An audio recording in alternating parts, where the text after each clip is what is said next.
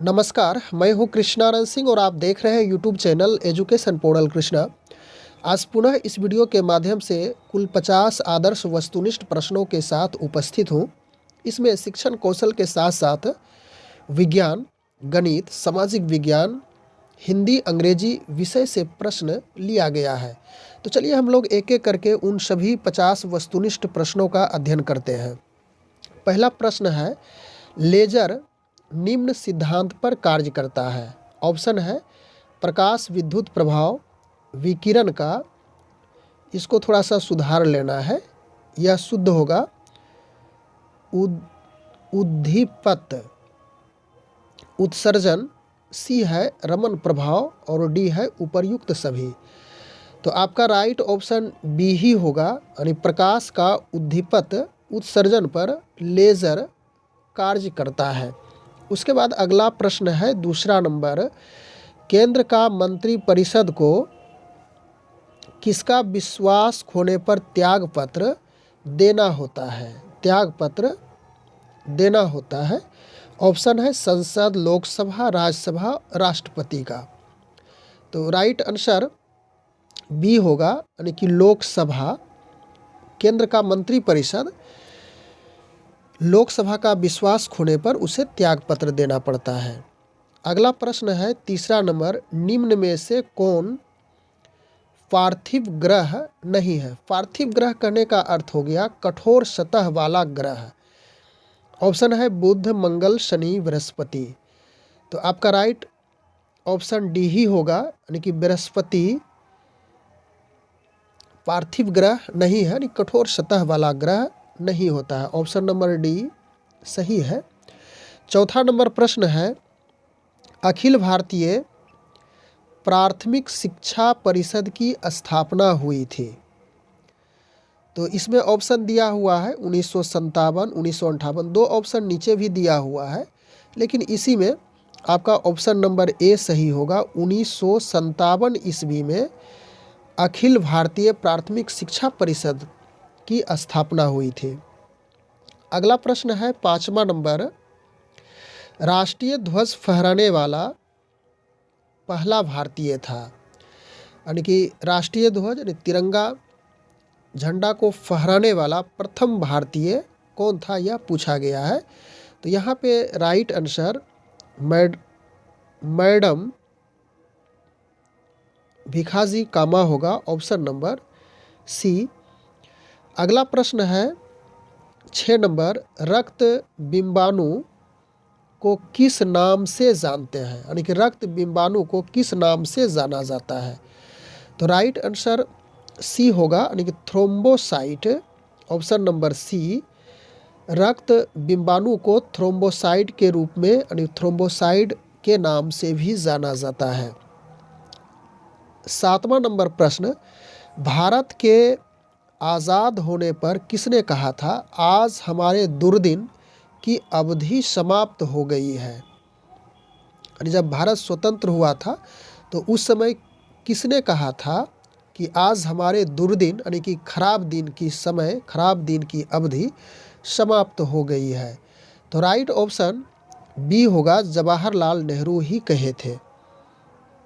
अगला प्रश्न है 8वां नंबर, जापान देश की राष्ट्रीय पशु है। तो जापान देश की राष्ट्रीय पशु आइबिस है, ऑप्शन नंबर ए सही होगा। इसके बाद अगला प्रश्न है 9 नंबर, समाज के यहाँ पे थोड़ा सा मिसिंग हुआ है, समाज इसको नहीं पढ़िएगा, इसको पढ़िएगा सूर्य। टाइप में नॉर्मली मिसिंग हो जाता है। तो सूर्य के प्रभाव से चिकित्सा करने की प्रक्रिया को कहते हैं। सूर्य के प्रभाव से चिकित्सा करने की प्रक्रिया को क्या कहा जाता है? तो यह हेलियोथेरेपी कहलाता है, ऑप्शन नंबर ए होगा।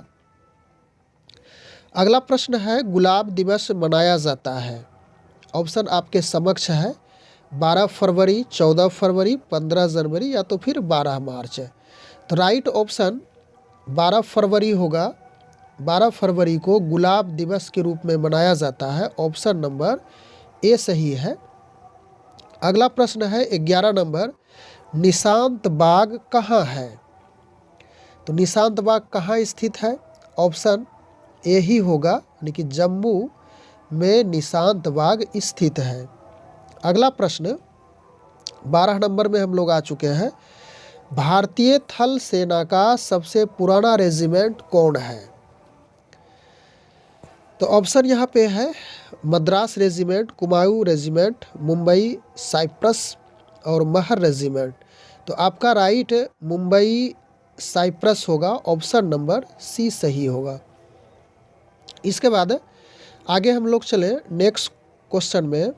ज्वालामुखीय पर्वत माउंट सेंट हेलेंस कहाँ स्थित है?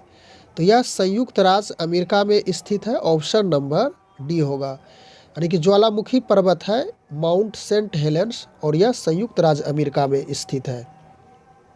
इसके बाद अगला प्रश्न है आर्थिक योजना का अभिप्राय है।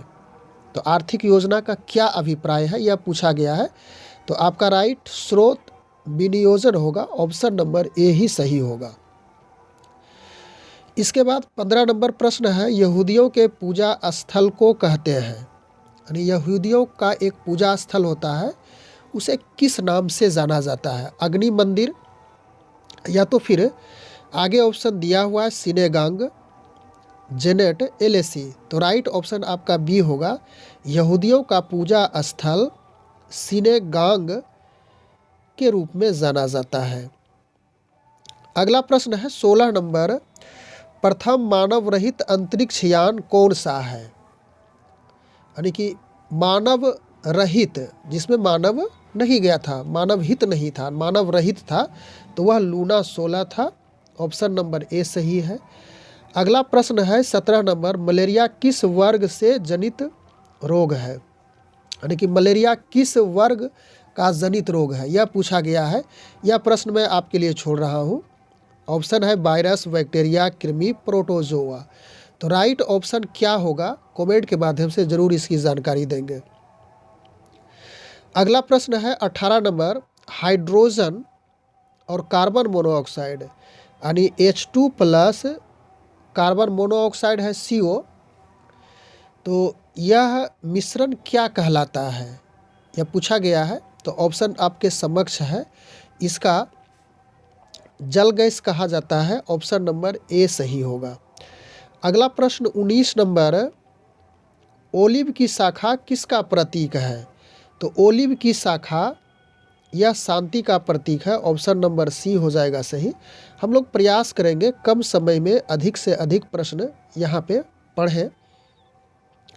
घरेलू विद्युत आवेश की आवृत्ति कितनी होती है? यह फिजिक्स से रिलेटेड प्रश्न है। तो घरेलू विद्युत आवेश की जो फ्रीक्वेंसी होती है, आवृत्ति होती है, वह कितनी होती है? तो यह पूछी गई है। तो यह 50 हर्ट्ज आवृत्ति होती है, ऑप्शन नंबर सी सही होगा। इसके बाद 21 नंबर प्रश्न है, किसी सेल का विद्युत वाहक बल मापा जाता है? तो किसी सेल का विद्युत वाहक बल किससे मापा जाता है? तो यह विभव मापी से मापा जाता है किसी सेल का विद्युत वाहक बल। तो राइट ऑप्शन आपका बी हो जाएगा।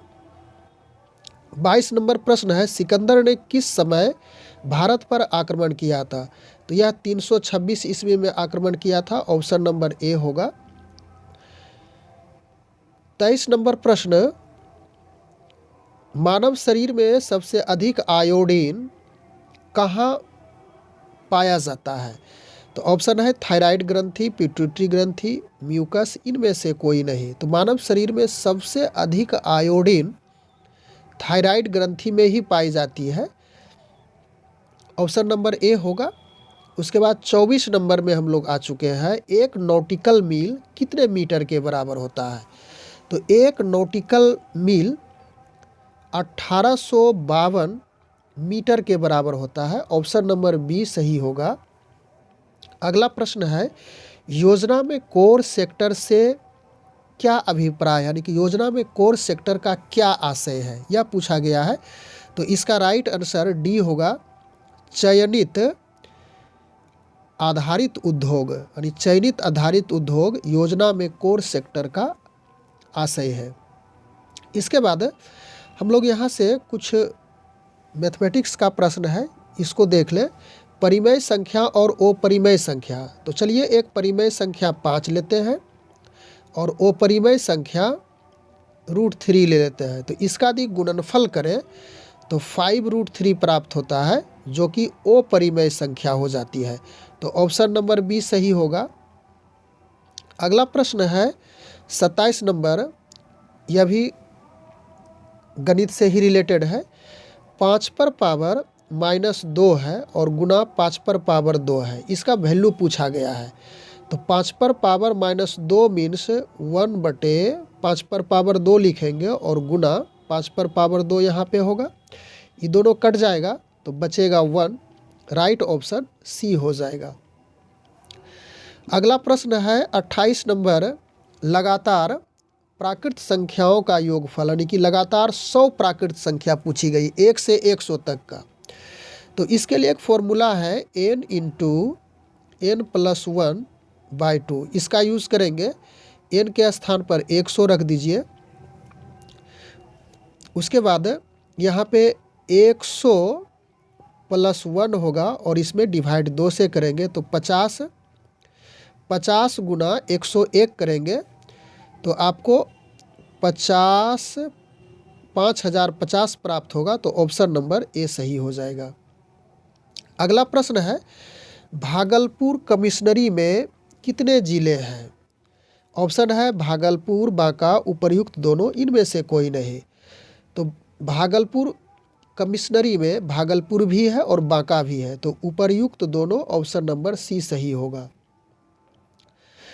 आगे है 30 नंबर प्रश्न, पटना कमिश्नरी में कितने ज़िले हैं? तो पटना कमिश्नरी में 6 ज़िला है, ऑप्शन नंबर ए सही हो जाएगा। 31 नंबर प्रश्न, भाषा के प्रकार हैं, यानी भाषा के कितने प्रकार हैं, यह पूछा गया है। शिक्षण कौशल से रिलेटेड प्रश्न है। तो भाषा के मौखिक भाषा भी है, लिखित भाषा भी है, सांकेतिक भाषा है और यहाँ पे ऑप्शन नंबर डी है, उपर्युक्त तीनों, यानी कि ऑप्शन नंबर डी होगा। अगला प्रश्न है जीन पियाजे के संज्ञानात्मक विकास की कितनी अवस्थाएं हैं? तो इसकी 4 अवस्थाएं होती है, ऑप्शन नंबर ए होगा। इसके बाद अगला प्रश्न है भारत का सशस्त्र सेवा का, सशस्त्र इसको सेना पढ़िएगा, सशस्त्र सेना का सर्वोच्च कमांडर होता है प्रधानमंत्री, राष्ट्रपति, राज्यपाल, मुख्यमंत्री। तो इसका राइट ऑप्शन बी होगा, यानी कि राष्ट्रपति सर्वोच्च कमांडर होता है। अगला प्रश्न है 34 नंबर, देश की, यहाँ भी सेवा को सेना पढ़िएगा, सेना। देश की सेना को 3 भागों में बांटा गया, थल सेना, वायु सेना, नौ सेना। तो उपर्युक्त तीनों हो जाएगा, ऑप्शन नंबर डी सही होगा। इसके बाद हम लोग 35 नंबर में आ चुके हैं, राष्ट्रपति भवन किसने बनवाया था? दिल्ली में स्थित है, इस भवन को बनाने वाले कौन थे? तो यह स्वतंत्रता के पहले ही बनाया गया था, तो निश्चित रूप से ब्रिटिश सरकार के द्वारा निर्मित यह भवन है, ऑप्शन नंबर बी। अगला प्रश्न है कबड्डी में खिलाड़ियों की संख्या कितनी होती है? तो इसमें 7 खिलाड़ी होते हैं, ऑप्शन नंबर ए सही हो जाएगा। सर्वाधिक खनिज संपदा वाला राज्य कौन है? झारखंड, मुंबई, खड़गपुर, महाराष्ट्र।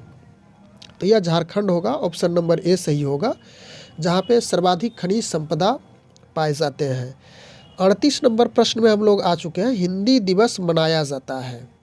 तो हिंदी दिवस 14 सितंबर को मनाया जाता है, ऑप्शन नंबर ए। इसके बाद 39 में आ चुके हैं हम लोग, तिलका मांझी विश्वविद्यालय भागलपुर, तिलका मांझी विश्वविद्यालय भागलपुर की स्थापना कब हुई? स्थापना वर्ष यहाँ पे पूछा गया है। तो इसकी स्थापना यहाँ पे ऑप्शन दिया हुआ है, तो राइट ऑप्शन 1960 ईस्वी ए ही होगा। अगला प्रश्न है गंगा नदी का उद्गम स्थल है, यानी गंगा नदी कहाँ से निकलती है, यह पूछा गया है। गंगोत्री, सप्त, कौशिकी, अमरकंटक या फिर नामपा। तो यह गंगोत्री से निकलती है, ऑप्शन नंबर ए सही है।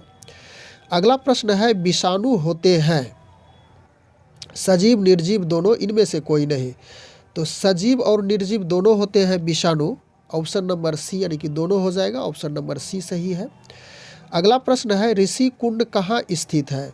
मुंगेर, भागलपुर, राजगीर, बोधगया। ऋषि कुंड मुंगेर में स्थित है, ऑप्शन नंबर ए सही है। अगला प्रश्न है 43 नंबर। यहाँ से कुछ हम लोग इंग्लिश का प्रश्न देख लेंगे। खाली स्थान है water of this river is dirty. तो यहाँ पे आर्टिकल्स फिल करना है, ए, एन, द और नन। तो यहाँ देखिए बताया गया है कि वाटर ऑफ दिस रिवर यानी कि इस नदी का पानी गंदा है। तो यह निश्चित पानी के बारे में बताया जा रहा है, तो यहाँ पे द आर्टिकल का प्रयोग हो जाएगा। 44 नंबर प्रश्न, वाटर इज वाइट।